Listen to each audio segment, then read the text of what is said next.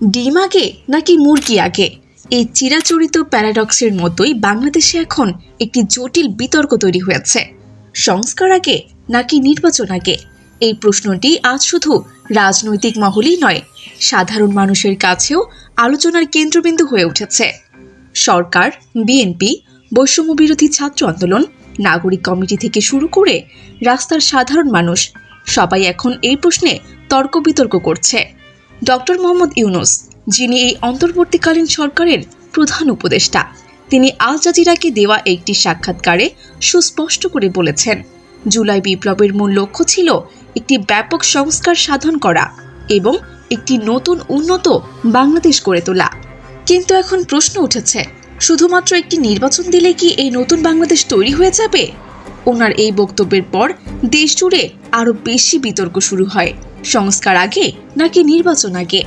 Doctor Yunus, বৈষম্য বিরোধী ছাত্র আন্দোলন, নাগরিক কমিটি, জামায়াতে ইসলামী সহ আরও দলের মতে জুলাই বিপ্লব শুধুমাত্র একটি ভোটের অধিকারের জন্য হয়নি, এটি ছিল একটা সরকারকে স্বৈরাচার বানানোর সিস্টেমেটিক পরিবর্তনের দাবি, যেখানে দুর্নীতি, স্বৈরাচার এবং বৈষম্যমুক্ত একটি নতুন বাংলাদেশ বা বাংলাদেশ গড়ে তোলার স্বপ্ন নিয়ে লক্ষ লক্ষ মানুষ রাস্তায় নেমেছিল এবং হাজার হাজার মানুষ জীবনও দিয়েছে।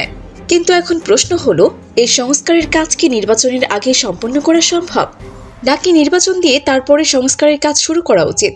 এই প্রশ্নটি নিয়ে রাজনৈতিক দল, সুশীল সমাজ এবং সাধারণ মানুষের মধ্যে ব্যাপক মতপার্থক্য দেখা দিয়েছে।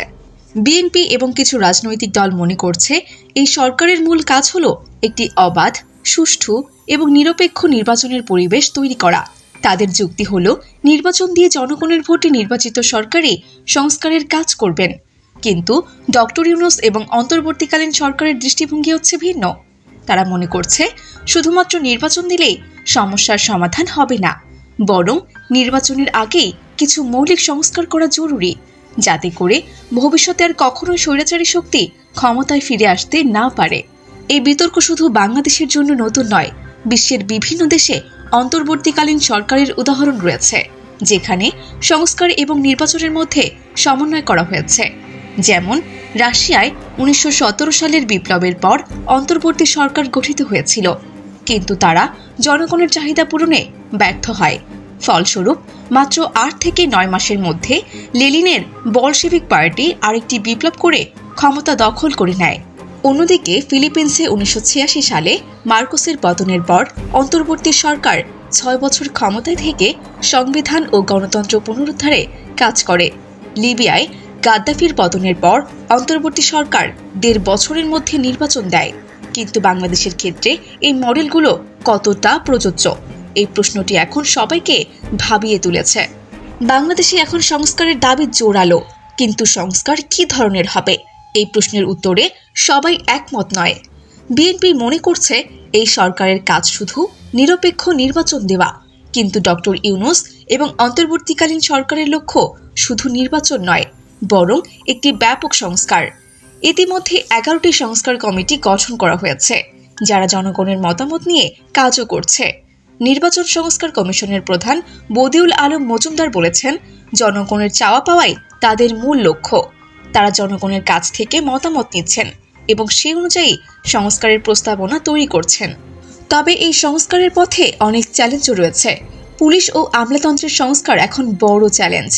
জুলাই গণ অভ্যুত্থানের পর পুলিশের ভয়াবহ রূপ জনগণের মনে একেবারে গেঁথে গেছে। ইউএনডিপি বলছে, পুলিশ সংস্কারের জন্য 1861 সালের পুরনো আইন বদলাতে হবে। একইভাবে আমলাতন্ত্রের সংস্কারও জরুরি। যারা দীর্ঘদিন স্বৈরাচারী সরকারকে টিকিয়ে রেখেছিল, এই আমলাতন্ত্রের সংস্কার ছাড়া একটি সুষ্ঠু ও জবাবদিহিমূলক প্রশাসন গড়ে তোলা একেবারে সম্ভব নয়। ডক্টর ইউনূস বলেছেন, সরকারের মেয়াদ অস্পষ্ট রাখার কারণ হলো সংস্কার নিশ্চিত করা। তিনি মনে করছেন, সংস্কারের কাজ সম্পূর্ণ হওয়ার পরেই নির্বাচন হওয়া উচিত। কিন্তু বিএনপির পক্ষ থেকে বলা হচ্ছে, ডিসেম্বরের মধ্যে নির্বাচনের রোডম্যাপ না দিলে তারা আন্দোলনে যাবে। অন্যদিকে জুলাই বিপ্লবের তরুণ নেতারা বলছেন, শুধুমাত্র নির্বাচনের জন্য নয়, পুরো সিস্টেমের সংস্কারের জন্যই তারা আন্দোলন করেছিল। তাদের মতে, সংস্কার নিশ্চিত হওয়ার পরেই নির্বাচন হওয়া উচিত। বাংলাদেশের মানুষ চায় এই অন্তর্বর্তীকালীন সরকারকে একটি ন্যূনতম সময় দেওয়া হোক, যাতে তারা সংস্কার এবং নির্বাচন দুটোই সুস্পষ্টভাবে সম্পন্ন করতে পারে। কিন্তু শেষ পর্যন্ত সিদ্ধান্ত নিতে হবে রাজনৈতিক দল এবং জনগণকে। এই বিতর্কের সমাধান কি হবে তা ঠিক সময়ই বলে দেবে। সংস্কার আগে নাকি নির্বাচন আগে? আপনার মতামতটি কমেন্ট করে জানান। ভিডিওটি শেয়ার করুন এবং চ্যানেলটি সাবস্ক্রাইব করুন পরবর্তী ভিডিও মিস না করার জন্য।